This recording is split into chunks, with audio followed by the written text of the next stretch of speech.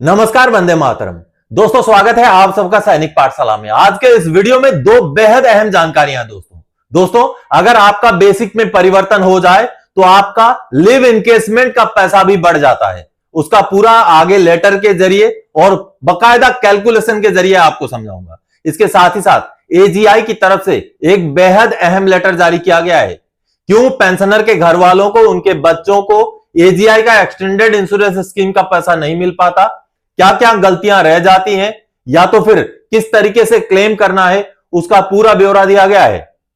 इसके साथ ही साथ यह भी बताया गया है कि अगर पेंशनर की मृत्यु हो जाने के बाद उनके घर वाले, उनके बच्चे अगर उस पैसा को क्लेम करने के लिए जीवित ना रहे तो क्या भाई बहन या बाकी घर के जो मेंबर हैं, जो सदस्य हैं, क्या वो भी उसको क्लेम कर सकते हैं? इसके लिए क्या डॉक्यूमेंट चाहिए?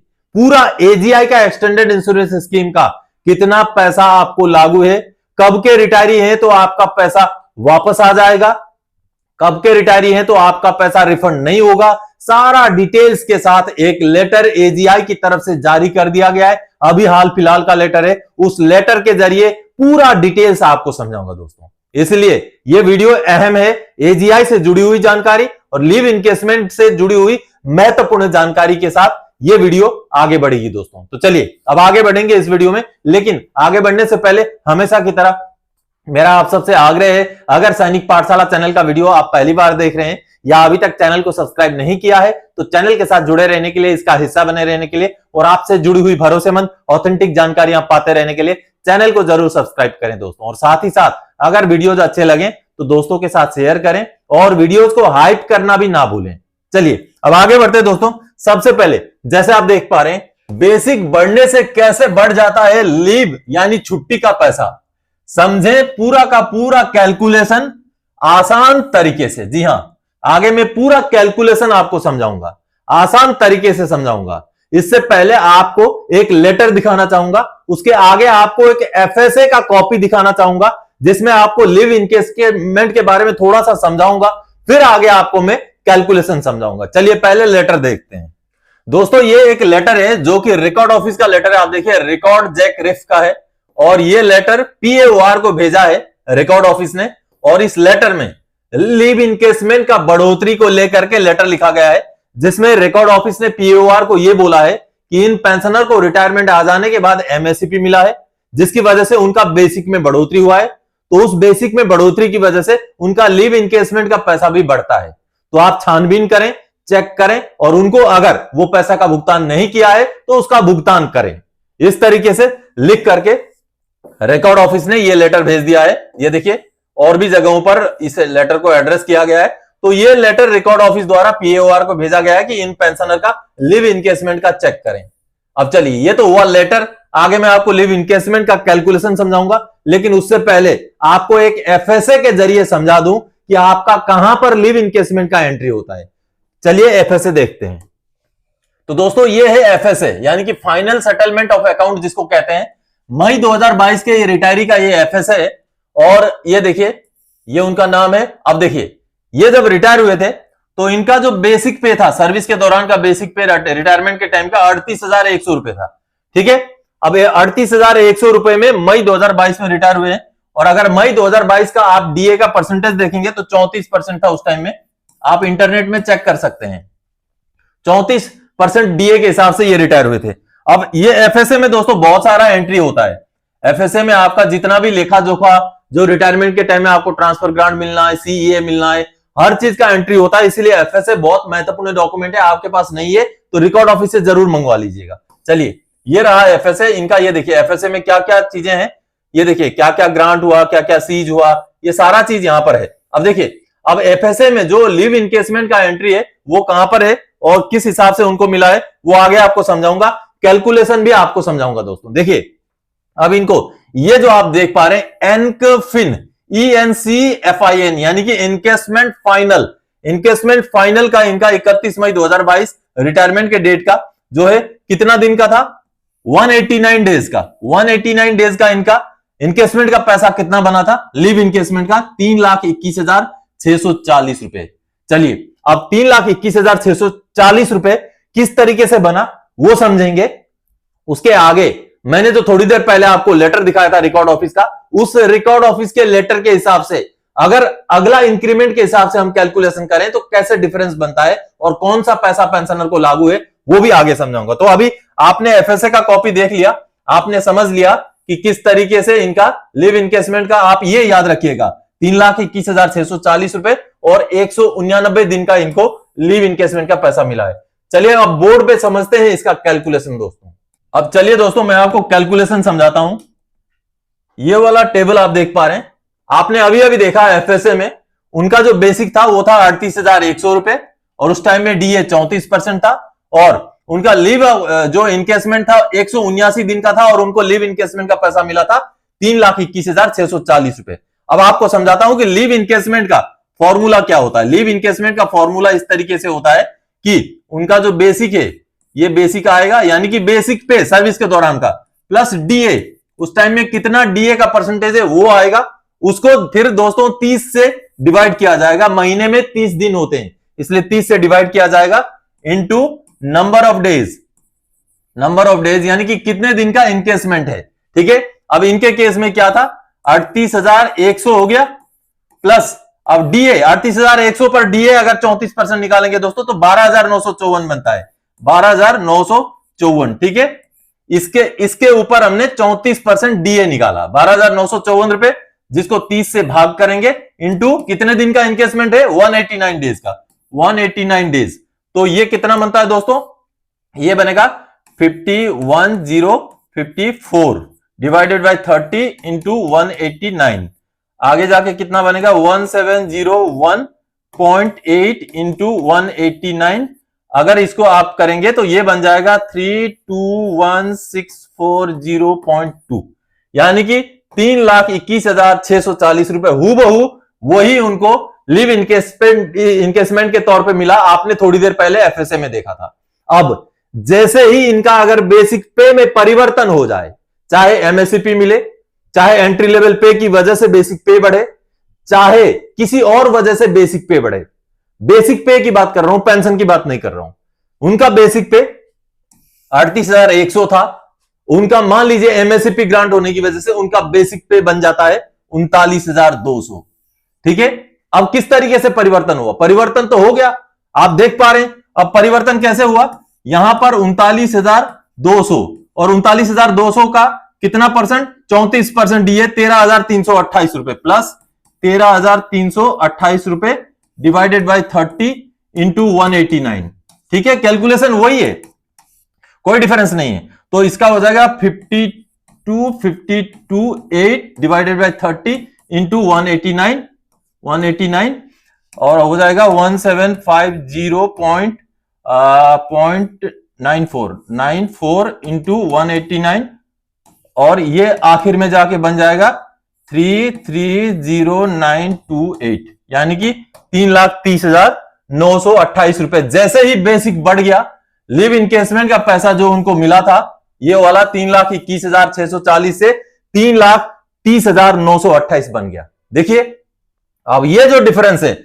यानी कि 9,288 रुपए का ये डिफरेंस का पैसा एरियर के रूप में मिलना है। तो समझ गए आप लिव इनकेसमेंट किस तरीके से जो है बढ़ जाता है अगर आपका बेसिक पे में बढ़ोतरी हो तो। लेकिन जैसे ओआरओपी में हमारा सीधा सीधा बेसिक पेंशन बढ़ता है, बेसिक पे नहीं बढ़ता है, इसलिए ओआरओपी में बढ़ोतरी से आपका लिव इनकेसमेंट में फर्क नहीं पड़ेगा।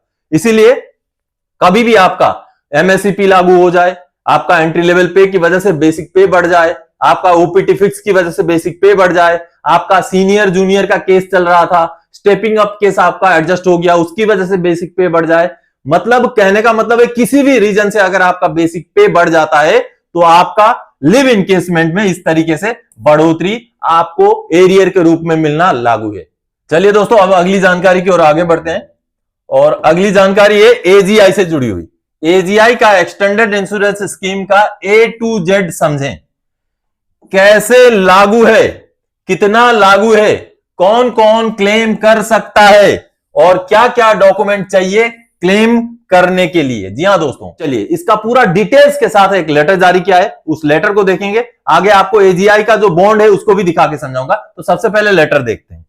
ये देखिए दोस्तों, ये लेटर जारी किया गया है आर्मी ग्रुप इंश्योरेंस की तरफ से। ये देखिए आर्मी ग्रुप इंश्योरेंस फंड की तरफ से 1 जनवरी 2026 का लेटर है और यह लेटर बेहद अहम है क्योंकि इस लेटर में पूरा डिटेल्स बताया गया है। अब देखिए इसमें सारा किन किन को एड्रेस किया है, DGMS, directorate of Indian army veterans, केंद्रीय सैनिक बोर्ड, सबको ये एड्रेस किया गया, सारे रिकॉर्ड ऑफिस को एड्रेस किया गया है। और ये देखिए ये अहम लेटर है, documentation for payment of death benefit under extended army group insurance scheme. इस लेटर के आगे पूरा लिस्ट भी लगाया गया है, किसको किसको कब के रिटायरीज को कितना लागू है, सब कुछ है। चलिए मैं आपको समझा देता हूं इस लेटर की जो मूल बातें हैं। आप देख पा रहे हैं, ऑन डिमाइस ऑफ मेंबर यानी कि वेटरन, जो पेंशनर हैं, जो ओरिजिनल पेंशनर हैं, जो पूर्व सैनिक हैं, उनकी मृत्यु होने पर एक्सटेंडेड इंश्योरेंस स्कीम का पैसा आर्मी ग्रुप इंश्योरेंस की तरफ से दिया जाता है। Responsible for disbursement of EI benefit to the widow NOK as entitled if death of veteran takes place during the EI validity period. इसका एक्सटेंडेड इंश्योरेंस स्कीम का एक वैलिडिटी पीरियड होता है दोस्तों। उस पीरियड के बीच में अगर पूर्व सैनिक की मृत्यु हो जाए तो उनके नॉमिनी को, उनके विडो को या उनके बच्चों को या तो फिर घर के बाकी सदस्यों को भी यह पैसा मिलता है, जिसको देने की जिम्मेवारी एजीआईएफ की है, यह बताया गया है। This disbursement process commences once claim documents are received at AGIF. यह पैसा देने का कार्रवाई तब होगा जब क्लेम के डॉक्यूमेंट एजीआईएफ में पहुंचे। अब डॉक्यूमेंट क्या है, कैसे भेजना है, सब कुछ यहां पता चलेगा। It has been observed that in some cases the documents are received are in order, however in most of the cases the documents received are either faulty or incomplete। यानी कि यह देखा गया है कि बहुत कम केसेस में सही डॉक्यूमेंट मिलते हैं, ज्यादातर केसेस में जो डॉक्यूमेंट भेजे जाते हैं वो या तो गलत होते हैं या इनकम्प्लीट होते हैं। चलिए आगे बोला गया है, in such cases a long protected correspondence is being done by this directorate based on the communication details available with AGIF. यानी कि इसको लेकर के हमने कई बार कॉरेस्पॉन्डेंस किया है कि ऐसे ऐसे हमारे पास गलत डॉक्यूमेंट आते हैं। चलिए उसके आगे बताया गया है, in spite of the best reports the correct claim documents are not made available on time by widow NOK, जिला सैनिक बोर्ड, वेटरन सर्विस केंद्र, सेवा केंद्र, formation concern, resulting in numerous reminders and phone calls being made to send the correct documents to pay their dues on time. यानी कि इतना कोशिश करने के बाद भी हमारे पास सही डॉक्यूमेंट नहीं मिल पाते। कहां से? विडो की तरफ से, यानी कि घर वालों की तरफ से, एनओके की तरफ से, या जिला सैनिक बोर्ड की तरफ से, वेटरन सुविधा केंद्र की तरफ से, या जो बाकी फॉर्मेशन हेडक्वार्टर है उनके तरफ से सही डॉक्यूमेंट हमारे पास इतना कोशिश करने के बाद भी नहीं मिल पाते, जिसकी वजह से हमें बार बार कॉल करना पड़ता है, रिमाइंडर भेजना पड़ता है। ऐसी बात यहां कही गई है। आगे देखिए, The procedure and documentation to claim the EI benefit has now been simplified। अभी इसको सिंप्लीफाई किया गया है, अभी इसको आसान किया गया है, ये यहां बताया गया है। देखिए जो प्रोसेस को जो है सिंप्लीफाई कर दिया गया है। आगे लिखा गया है, it is reiterated that the claimed affidavit is required only if claimant is person other than nominee or contingent nominee। अब ये नॉमिनी या कॉन्टिंजेंट नॉमिनी कौन कौन होते हैं वो आगे मैं समझाऊंगा आपको। अगर नॉमिनी या कॉन्टिंजेंट नॉमिनी के अलावा कोई और क्लेम करता है तभी एफिडेविट की जरूरत है, नहीं तो अब एफिडेविट की जरूरत नहीं है, ऐसा यहां समझाया गया है। Claim affidavit is not required if Clement is nominee और कॉन्टिंजेंट नॉमिनी। अगर नॉमिनी या कॉन्टिंजेंट नॉमिनी क्लेम कर रहे हैं तो एफिडेविट की जरूरत नहीं है। आगे समझाऊंगा आपको कौन है कॉन्टिंजेंट नॉमिनी या nominee. A list of document required to be submitted to AGIF by the claimant is attached at appendix. यानी कि आगे लिस्ट भी अटैच किया गया है, क्या क्या डॉक्यूमेंट आपने सबमिट करना है। ये देखिए कवर पीरियड के बीच में होना चाहिए, ये लिखा गया है। और ये लेटर जो है इसकी जानकारी को सभी पूर्व सैनिक, सभी उनके एनओके को जो है पब्लिसिटी करने के लिए इस लेटर में लिखा गया है। चलिए वही काम हम भी कर रहे हैं, आप तक ये जानकारी पहुंचा रहे हैं। चलिए अब देखिए दोस्तों, जो डॉक्यूमेंट्स क्या चाहिए ये देखिए। अब यहां पर अपेंडिक्स ए है कि आपको डॉक्यूमेंट्स क्या क्या सबमिट करने हैं। सबसे पहले ओरिजिनल एक्सटेंडेड इंश्योरेंस सर्टिफिकेट। जी हां, वो सर्टिफिकेट क्या होता है, कैसा होता है, वो भी आगे दिखाऊंगा। ये सर्टिफिकेट ओरिजिनल आपको भेजना है क्लेम के साथ, तभी आपको पैसे मिल पाएंगे। आगे डेथ सर्टिफिकेट, जिनकी मृत्यु हुई है पूर्व सैनिकों की, उनका डेथ सर्टिफिकेट चाहिए। और आज के डेट में क्यूआर कोड लगा हुआ डेथ सर्टिफिकेट जरूरी है। डेथ रजिस्ट्रार से जो सर्टिफिकेट मिलता है वो जरूरी है। चलिए अगला, cancel cheque in original with name of account holder printed on it, यानी कि चेक का वो पन्ना चाहिए कैंसिल करके जिसमें अकाउंट होल्डर का नाम लिखा हुआ हो, या तो फिर अगर वो नहीं है तो बैंक पासबुक का पहला जो पन्ना होता है, पहला क्लेम होता है, जो पहला पेज होता है वो चाहिए, जिसमें authenticated by the concern bank branch का ऑथेंटिकेशन क्या हुआ, एक डॉक्यूमेंट चाहिए। अगला दोस्तों और क्या क्या डॉक्यूमेंट चाहिए, देखिए अगला डॉक्यूमेंट चाहिए आपका self attested copy of Aadhaar card. Aadhaar card का कॉपी चाहिए जो आपने सेल्फ अटेस्टेड करना है, आपका खुद का आधार कार्ड, जो क्लेम कर रहे हैं उनका self attested copy of card of the Clement का जो क्लेम कर रहे हैं उनका पैन कार्ड का भी सेल्फ अटेस्टेड खुद ही साइन किया हुआ जो है पैन कार्ड का कॉपी चाहिए, और active mobile number and email ID of the Clement for smooth communication, यानी कि जब क्लेम भेजेंगे तो जो भी लेटर बना के भेजेंगे वहां आपका मोबाइल नंबर और ईमेल आईडी को जरूर मेंशन कर दीजिएगा।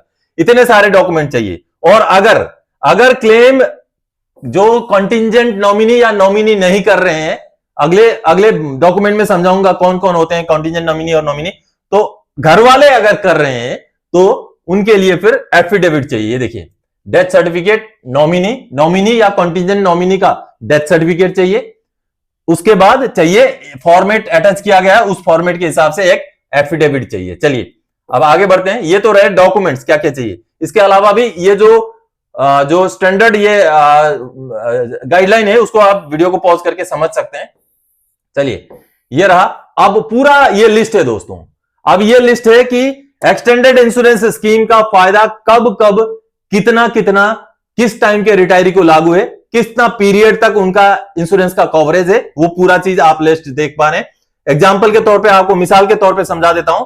1 जनवरी 1981 से 31 मार्च 1989 के अगर रिटायरी अधिकारी हैं तो उनका डिडक्शन 1640 रुपए किया गया है, 1640 रुपए उनका काटा गया है, और 10 साल तक रिटायरमेंट के बाद 10 साल तक या तो 65 साल की उम्र होने तक ये जो है उनको एक्सटेंडेड इंश्योरेंस स्कीम का कवरेज लागू है।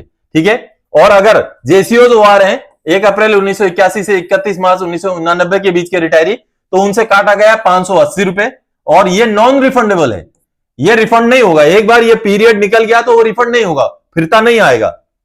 उनके लिए है रिटायरमेंट के बाद 15 साल तक या तो फिर 70 साल की उम्र होने तक एक्सटेंडेड इंश्योरेंस स्कीम का कवरेज रहेगा, यानी कि उस पीरियड के दौरान अगर मृत्यु हो जाए तभी ये पैसे मिल पाएंगे। और पैसे अधिकारियों के लिए शुरू में 65,000 और जो जवान है उनके लिए 30,000 रुपए का प्रावधान था। अब चलिए विभिन्न समय पर कब कब कितना था, ये देखिए पूरा लिस्ट आप देख पा रहे हैं। मैं थोड़ा सा धीरे धीरे इसको सरका रहा हूं, आप देख लीजिएगा।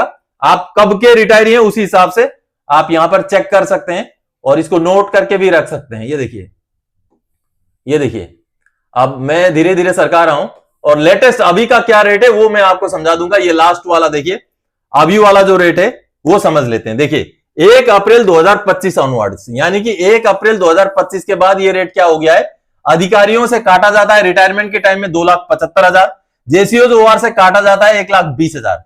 और इंश्योरेंस का कवरेज क्या होगा, अगर जो पीरियड है ये 26 साल, रिटायरमेंट के बाद 26 साल या 80 साल उम्र होने तक अधिकारियों का, रिटायरमेंट के बाद 30 साल और 75 साल उम्र होने तक जेसीओ ओआर का, इस पीरियड के बीच में अगर मृत्यु हो जाए तो अधिकारियों के घर वालों को 30 लाख रुपए मिलते हैं, और जो जवान है जेसीओ है उनके घर वालों को 15 लाख रुपए मिलते हैं एक्सटेंडेड इंश्योरेंस स्कीम के। तो आपने अभी ये लिस्ट पूरा चार्ट देख लिया। चलिए अब इसके साथ ही साथ यहां पर ये देखिए, यहां पर फॉर्मेट भी है, जो मैंने बोला था एफिडेविट, उसके पूरे फॉर्मेट भी यहां पर दिए गए हैं। ये एक लंबा चौड़ा लेटर है, ये देखिए पूरा फॉर्मेट है, 3 पेज का एक एफिडेविट है, 3-4 पेज का एफिडेविट है।